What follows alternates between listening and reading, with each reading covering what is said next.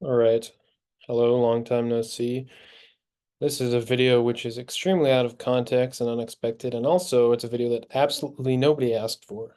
But I don't care because I had this idea while I was driving home today, and it seemed entertaining and hilarious, and it actually sort of makes sense, and it's interesting. So, without further ado, I'm going to track um, the nature of Greek literature with respect to its dialect using the following famous chart. Now notice that I'm just using this on a website, and I'm also recording this video using Zoom because I don't know anything about how to make any sort of decent YouTube video, and I'm way too lazy to figure it out. So technically we should start with pre-Homeric stuff like Minoan and Mycenaean. Minoan we have literally nothing, and Mycenaean I know literally nothing, and we know very little anyway. So we'll just say it's sort of true neutral, whatever. But when we progress to Homeric Greek, I would actually still put that in true neutral because it's good in the sense that it's OG. It's evil in the sense that it's just a pain in the ass to read. It's lawful in the sense that almost everything has a good reason insofar as like the word use, the way it's structured, pretty much everything there's some good reason. But it's chaotic because it's just chaotic, and tons of words have like five different forms of it. Like the personal pronoun and genitive has seven, maybe, different forms that all just fit.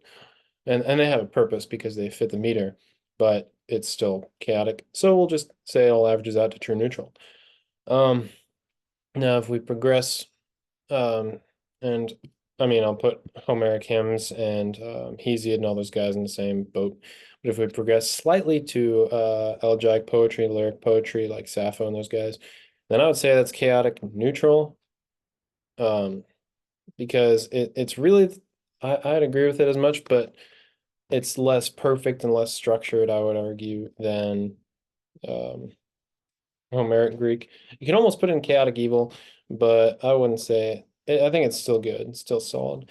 And then technically, I'm doing this in a weird order, but you'll see the point to that in a minute.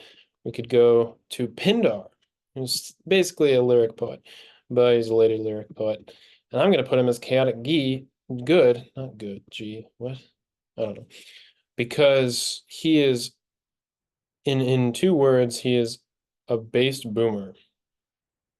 Because Pindar, when he was writing, wrote the way that people wrote like 80 years before him, which no one else really appreciated and no one else could really read. And we still can't really read that well. And it's very chaotic. So probably even more chaotic than the other lyric poets. And it's harder to read, but it's based. So it's good. There you go. Chaotic good. Okay, fine. Now we start progressing on and we get, say, I mean, here we don't have, in this period, we don't have a ton of big stuff. We obviously have Herodotus, start of prose, so that starts to get more lawful. But there are also guys like pre-Socratics, right? It's unclear exactly how much a lot of them wrote, but say it's solid, right? Beginnings of philosophy, so that becomes more lawful. Certainly, it's still good.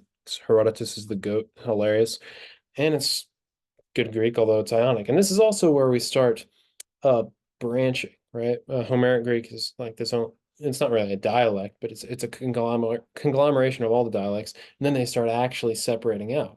So you have Attic is gonna be coming up soon. You have Doric, which is starting to be its own thing.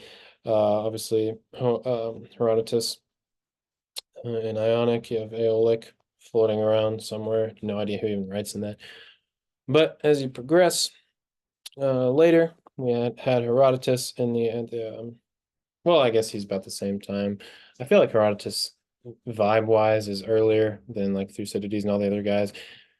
We'll say that. So if we keep progressing, then you get to proper Attic Greek, right? Then you have you have theater, tragedy. So Euripides, Aeschylus, Sophocles, Aristophanes, he's comedy.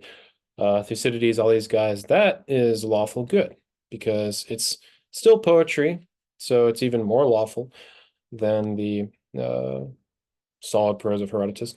But it's definitely still good because you can't really argue with that. The same with Thucydides. Thucydides' style is far more lawful than Herodotus is, as you can see in the way that they're reflected in like Livy and Sallust, respectively, right? But I would say that's lawful good. Then you get to slightly later Attic, right? And Plato, right? Plato, Plato's actually still probably lawful good, but definitely lawful between neutral and good. The prose has less of an oomph than the poetry of the tragedians does, but it's still pretty good. So we're floating between good and neutral, lawful. Okay. And now this is where we start to get into the Hellenistic age, because we sort of have Aristotle, but I don't know if that even counts with literature anymore. Plato certainly does, but Aristotle doesn't, in my opinion. But we start to get into the Hellenistic age, Alexander, all that stuff, and sort of starts going downhill. I think it's still lawful right around the time of Alexander, but it starts getting meh, right? Like I don't really you see the sun starting to come up over the horizon, the sun of this homogenization as opposed to the world getting smaller thanks to um, Alexander. I mean, obviously, there's still lots of good thought going on, Alexandria and all that, but the language, if we're talking about the dialects in themselves, they start blending back together the way they were blended together in Homer, but not in a good way, because in Homer they're blended together almost with a purpose, but here they're just like literally getting thrown into a blender. But that's a bit later. So right now we sort of creep into lawful evil because I mean once you get past Aristotle, it's less good content wise, in my opinion. And then as you go through the Hellenistic age, as Rome starts to become a thing, as Greece starts to get diluted down, um, you just sort of you stay evil and you sort of drift towards chaotic, right? Until you get to the Koine Greek, whatever that even is, which is just literally all of Greek thrown into a blender. And so neutral evil, we're probably is where Cornet first starts. So neutral evil is probably where we are around the time of the Old Testament or the New Testament, not the Old Testament, the New Testament. Then once we get past that, we get into like Imperial Greek. Um, it's kind of garbage. So we end up with chaotic evil. Yeah, yeah. I mean, you have guys like Plutarch who are based, but it's about Latin now. It's not about Greek. Greek has had its heyday, right? Yeah. So to sum all of that up, we literally go in a spiral. And that is quite interesting because if we think about this in another way, and this was sort of suggested, you start with Homeric Greek, which is where everything's sort of squeezed together. Then as you get into fourth, fifth, sixth, fifth, fourth century, they start divvying up. You have these distinct dialects that actually matter.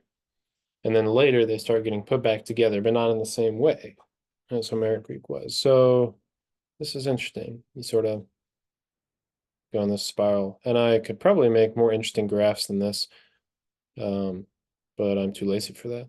So um, these aren't, no, I was about to call these pillow thoughts, but they're not pillow thoughts, they're car thoughts.